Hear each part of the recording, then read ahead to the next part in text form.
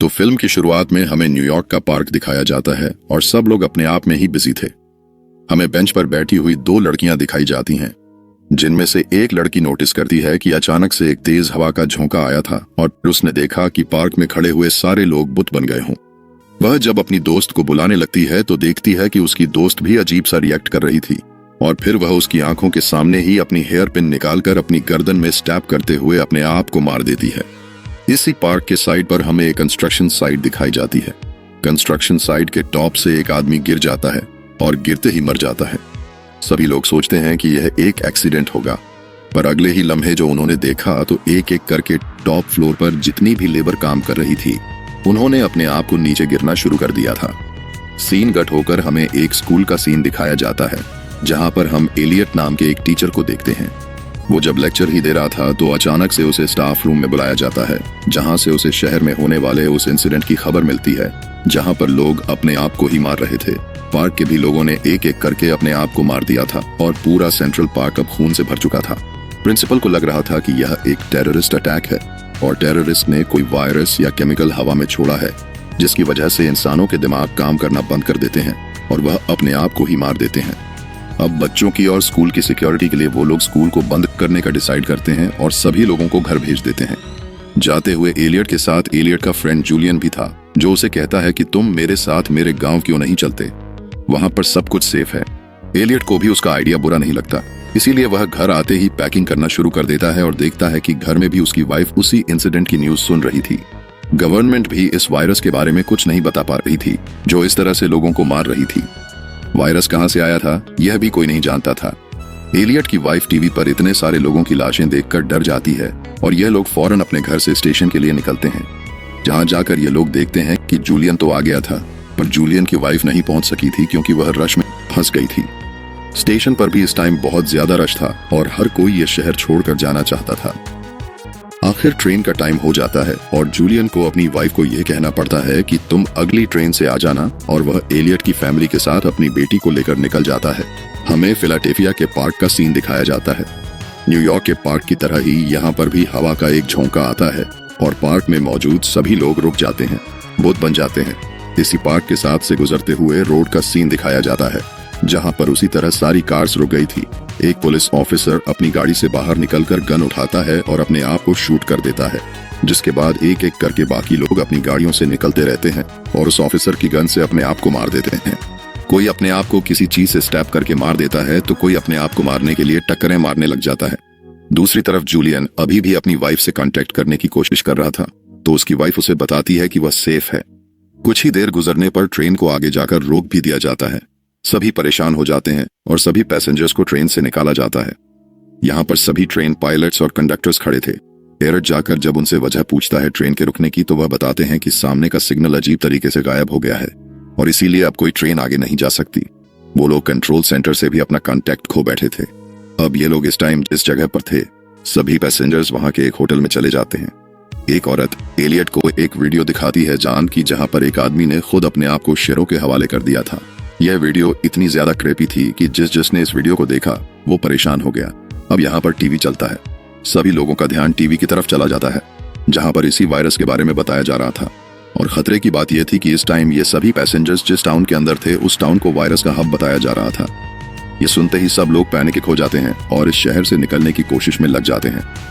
इस शहर की बोवर भी काट दी जाती है।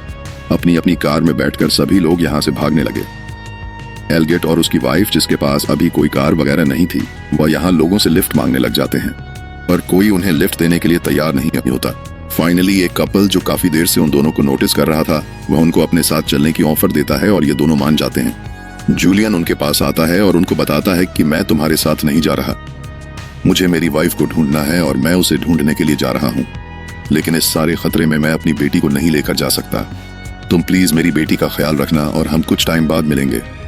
वह अपनी बेटी को प्यार करता है और एक दूसरे ग्रुप से लिफ्ट लेते हुए न्यू जर्सी की तरफ निकल जाता है। हमें जूलियन की कार को दिखाया जाता है। यह लोग एक रोड से गुजर रहे थे, जहां इन्होंने देखा कि जगह जगह दरख्त से लोगों की लाशें लटकी हुई थीं। यह सब इतना खतरनाक था कि सामने जो कपल ड्राइव कर रहा था वो भी घबरा जाता है। जूलियन उन दोनों को काम डाउन करने की कोशिश करता है और उन्हें कहता है कि सारी ओपनिंग्स को अच्छी तरह सील कर दो। ये लोग सारी ओपनिंग्स को सील कर तो देते हैं, लेकिन ऊपर नहीं देखते जहां रूफ में एक सुराख था। इतनी ही देर में दोबारा हवा का झोंका आता है, जिसका हमेशा से मतलब है कि वायरस अटैक कर रहा है। यह कार चलते चलते एकदम से हल्की हो जाती है और फिर एकदम से स्पीड बढ़ाते हुए एक से टकरा जाती है।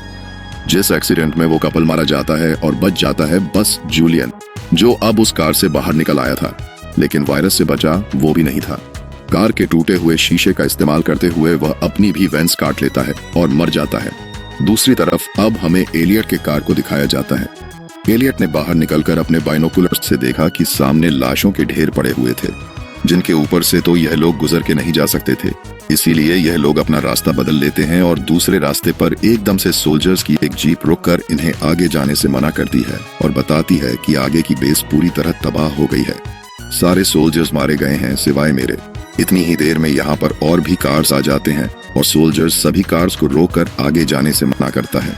ना जाते हुए भी इन लोगों को इसी टाउन में रुकना पड़ रहा था और यहाँ पर रहने वाले एक आदमी के कहने के मुताबिक ये लोग इस टाउन में मौजूद घरों में रहने का डिसाइड करते हैं। काफी सारे लोगों की अब ये एक टीम बन गई थी, जिसे लीड कर रहा था वह सोल्जर। दिखाया जाता है कुछ लोग आगे की तरफ चल रहे थे और कुछ पीछे की तरफ। आगे वाला ग्रुप था एलियट का। एलियाडो तो जैसे ही आगे निकलते हैं, पीछे हवा का एक झोंका गुजरता है। सब लोग दोबारा रुक जाते हैं और वह सोल्जर्स लूट मारते हुए अपने आप को गन से शूट कर देता है। एक एक करके सभी लोग उसकी गन का इस्तेमाल करते हुए अपने आप को मार देते हैं। एलियट और उसके ग्रुप के सभी लोग जब पीछे देखते हैं तो दंग रह जाते हैं कि उनके साथ के सभी लोग मारे गए थे। एलियट भी बहुत ज्यादा पैनिक हो गया था, क्योंकि उसे लग रहा था कि अब अगली मर्तबा वही मरेंगे। एलियट इन सारी चीजों से ही अंदाजा लगाता है कि यह वायरस पौधों की तरफ से फैल रहा है। उसने नोटिस किया था कि यह वायरस वहीं में ही फैल रहा था जहां पर एक टाइम में ज्यादा लोग हो और आसपास ज्यादा पौधे भी हो। वो इन सब से कहता है कि ज्यादा इंसानों की वजह से यह वायरस फैल रहा है और हमें अब अलग अलग होकर चलना होगा। इतनी ही देर में यहाँ पर हवा का झोंका भी आ जाता है और एलियट इन सब से हवा के ऑपोजिट डायरेक्शन में भागने को कहता है, क्योंकि उसे ऐसा करने से लग रहा था कि वायरस इन पर हमला नहीं करेगा। हवा इनके ऊपर से होकर गुजर जाती है। ये लोग हवा की उल्टी डायरेक्शन में खड़े रहते हैं और अपनी मौत का इंतजार कर रहे होते हैं, लेकिन तभी हवा का ये झोंका खत्म हो जाता है और हैरानक तौर पर इन सब में से किसी को कुछ नहीं होता। यानी एलियट की यह थ्योरी ठीक थी, हवा के उल्टी डायरेक्शन में भागने वाली और दूर दूर होकर चलने वाली। अब क्योंकि एक ग्रुप डिवाइड हो गया था, एलियट के पास एलियट की वाइफ, उसके फ्रेंड की बेटी और 2 और लड़के रह गए थे। ये लोग अब आगे की तरफ भागते हैं और इन्हें किस्मत से एक कार मिल जाती है जिसके अंदर एक मैप था। ये लोग उस मैप को देखते हुए अंदाजा लगाने की कोशिश करते हैं कि वो लोग इस टाइम कहां पर हैं, और फिर इन्हें पास ही एक बहुत बड़ा सा मेंशन दिख जाता है जिसके अंदर यह लोग चले जाते हैं। यहाँ जाकर ये नोटिस करते हैं कि यहाँ पर हर चीज प्योर थी, क्योंकि इस घर के आसपास बहुत सी फील्ड्स थीं और इस घर में तैयार होने वाली हर चीज पौधों से हासिल की जा रही थी। ये चीज खुश होने की बात नहीं थी, बल्कि अब खतरे की बात थी, क्योंकि एलगेट के मुताबिक वायरस पौधों से फैल रहा था। वो देखता है कि यह घर चारों तरफ से पौधों से ही ढका है, तो अब यहाँ रहना सेफ नहीं। ये लोग जल्दी से यहाँ से कुछ खाते पीते हैं और इस घर से निकल जाते हैं। इस जगह से भागते ही ये लोग देखते हैं कि बाकी ग्रुप भी इसी घर के अंदर आ गया था। दूर उसी घर में हवा का एक झोंका चलता है और सभी लोग अजीबोगरीब एक्ट करने लग जाते हैं। एक आदमी तो जाकर यहाँ पे घास काटने वाली मशीन चला देता है और खुद उसके नीचे लेट जाता है। उसकी बॉडी क्रश हो जाती है और वो मारा जाता है। बाकी सभी लोग भी इसी तरह अपने आप को मार देते हैं। फील्ड्स में एक रेडियो भी लगा हुआ था, जिसके जरिए इन लोगों को पता चलता है कि यह वायरस वेस्ट की तरफ कम फैल रहा है। अब वेस्ट की तरफ जाने पर बहुत सारे घर थे जिन्होंने अपने आप को लॉक कर लिया था। एक के बाद दूसरे घर का यह लोग दरवाजा नॉक करते हैं। कोई इनकी बात नहीं सुनता और ना ही दरवाजा खोलता है। फाइनली एक घर के अंदर से एक आदमी रिप्लाई तो करता है, लेकिन इनके आने के लिए दरवाजा नहीं खोलता। अब वह दोनों बच्चे जो एलगिट के साथ थे, उन्हें गुस्सा आ जाता है और वह गुस्से में इस घर की खिड़कियां और दरवाजे तोड़ने की कोशिश करते हैं, जिससे उस आदमी को गुस्सा आ जाता है और वह आदमी विंडो से अपनी बंदूक निकालते हुए पहले एक लड़के का मर्डर कर देता है। उस दूसरे लड़के को भी गोली मार दी। डरते हुए एलियट अपनी वाइफ और अपनी फ्रेंड की बेटी को लेकर यहाँ से भाग गया और पहुंचा एक बहुत ही पुराने से घर के पास। उन्हें लगा कि इसमें कोई नहीं रहता होगा, लेकिन बैकयार्ड में एक ओल्ड लेडी थी। शुक्र था कि यह ओल्ड लेडी अच्छी थी। वो इन तीनों के साथ काफी अच्छा बिहेव भी करती है और इन्हें अपने घर में गेस्ट के तौर पर भी बुलाती है। वो इन लोगों के लिए आधा दिन लगाकर अच्छा खाना बनाती है और इन्हें अच्छा रूम भी देती है सोने के लिए। लेकिन इस सब के दौरान एलियट नोटिस कर रहा था कि वो औरत थोड़ी अजीब भी थी, और उसकी यह सोच ठीक भी निकलती है क्योंकि कुछ ही देर बाद वो दोनों उस औरत को अपने रूम के बाहर खड़ा हुआ देखते हैं। एलियट परेशान होकर जब उनसे बात करने की कोशिश करता है तो उसे पता चलता है कि वह तो नींद में चल रही हैं। फाइनली रात गुजर जाती है। एलियट जब सुबह को सोकर उठता है तो देखता है कि उसकी वाइफ और वो बच्ची बेड पर नहीं थे। वो परेशान हो गया, पूरे घर में उन्हें ढूंढने लगा लेकिन वो दोनों नहीं मिल रही थी। उसे शक हुआ कि उस ओल्ड लेडी ने ही जरूर उनके साथ कुछ कर दिया होगा, इसलिए वो ओल्ड लेडी के रूम में चला जाता है और देखता है कि ओल्ड लेडी के बेड पर एक गुड़िया पड़ी थी। और तभी ओल्ड लेडी उसके पीछे आ जाती है और उसे बुरा भला कहने लग जाती है। वो उसे कहती है, मैं जानती थी कि तुम चोर हो और यहाँ पर चोरी ही करने आए हो। वो गुस्से में एलियट को उसका घर छोड़कर जाने को कह देती है। एलियट समझ जाता है कि इस ओल्ड लेडी की दिमागी हालत ठीक नहीं है। काफी अरसे से अकेले रहते हुए उसे नहीं समझ आ रही कि उसे किसी के साथ कैसा बर्ताव करना चाहिए। दोबारा हवा चलने लगी थी और वो ओल्ड लेडी भी अजीब और गरीब तरीके से पीछे की तरफ जा रही थी। मतलब वायरस ने उनके ऊपर हमला कर दिया था। यह देखते हुए ही वो फौरन घर के अंदर आ जाता है और जोर से आवाज लगाता है अपनी वाइफ को और कहता है, जहां पे भी हो छुप जाओ, छुपे ही रहना। ये कहते हुए वह घर के सारे खिड़कियां दरवाजे सील करने में लग जाता है और तभी वह देखता है कि ओल्ड लेडी अब विंडो के बाहर खड़ी थी। उसके नाक में से खून आ रहा था और वो अजीब तरीके से विंडो के साथ अपना सर टकराते हुए विंडो भी तोड़ देती है और खुद भी अपनी जान दे देती है। अब विंडोज के टूटने की वजह से हवा तेजी से उस घर के अंदर आने लगी थी, इसीलिए एलियट दूसरे रूम में चला गया। यहाँ पर आकर उसने महसूस किया कि उससे कुछ लोगों की आवाजें आ रही थीं। उसकी वाइफ और वह बच्ची पास के ही एक स्टोर रूम में खेल रहे थे। इस टाइम एलियट परेशान लग रहा था तो उसकी वाइफ उससे पूछती है, क्या हुआ है? एलियट उसे बता देता है कि अब वो वायरस और भी ज्यादा खतरनाक हो गया है। पहले वो बड़े बड़े इंसानों के ग्रुप्स पर हमला कर रहा था, लेकिन अब वो एक एक इंसान पर हमला कर रहा है और एक एक इंसान को मार रहा है और शायद हमारा भी ये आखिरी दिन हो।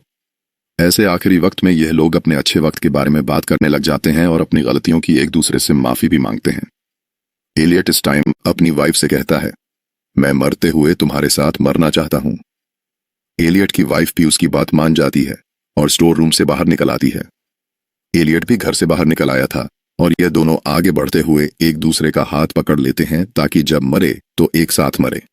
हवा का झोंका दोबारा आ रहा था। हवा बहुत तेज थी। इन्होंने आंखें बंद कर लीं और अपनी मौत का इंतजार करने लगे, लेकिन इन दोनों को कुछ भी नहीं हुआ। यह लोग हैरान थे। घर के अंदर आ गए और एक दो दिन इन्होंने यहीं पर गुजारे और इन्हें पता चला कि जिस टाइम ये लोग बाहर निकले थे उसी टाइम उस वायरस का असर खत्म हो गया था और इन दोनों की जान बच गई थी। इस वायरस ने ऐसी तबाही फैलाई थी कि कोई उसे एक्सप्लेन भी नहीं कर सकता और ना ही कोई उस वायरस के पैदा होने की वजह जान पा रहा था। खैर, 3 महीने का वक्त गुजर जाता है। हमें न्यूयॉर्क और फिलाडेल्फिया दिखाया जाता है जहां से वह वायरस फैलना शुरू हुआ था। यहाँ पर भी अब सब कुछ नॉर्मल हो चुका था और लोग अपनी रूटीन में वापस आ गए थे। एलियट और उसकी वाइफ भी अपने घर वापस आ गए थे और जूलियन की बेटी को उन्होंने अडॉप्ट कर लिया था। अब हमें टीवी पर दिखाया जाता है कि जब एक साइंटिस्ट से पॉडकास्ट में इस वायरस के फैलने के बारे में सवाल होता है तो साइंटिस्ट कहते हैं कि अक्सर दुनिया में होने वाली कुछ चीजों के रीजन नहीं होते, बस नेचर की तरफ से हमें एक वार्निंग थी सब चीजें ठीक करने की, क्योंकि इंसानों की वजह से यह नेचर तबाह हो रही है। इसी पॉडकास्ट को देखते हुए एलियट की वाइफ ने अपना प्रेगनेंसी टेस्ट भी किया था और वो बहुत ज्यादा खुश और एक्साइटेड थी क्योंकि काफी सालों बाद उन्हें बेबी की खुशी मिलने वाली थी। हमें दोबारा उसे पार्क का सीन दिखाया जाता है जहां से वह वायरस फैलना शुरू हुआ था। वहां पर हम किसी की जोरदार चीख सुनते हैं। एक लड़का पीछे मुड़कर देखता है। पहले तो उसे सब कुछ नॉर्मल लगता है, लेकिन फिर यहाँ पर हवा का तेज झोंका आता है। उसका दोस्त भी अजीब और गरीब बातें करने लग जाता है और सारे एक एक करके मरने लग जाते हैं। पता चलता है कि जो वायरस 3 महीने पहले आया था वह दोबारा आ गया है और अब यह कितनी तबाही फैलाएगा कोई नहीं जानता। लेकिन बस इसी को दिखाते हुए यह मूवी यहाँ खत्म हो जाती है।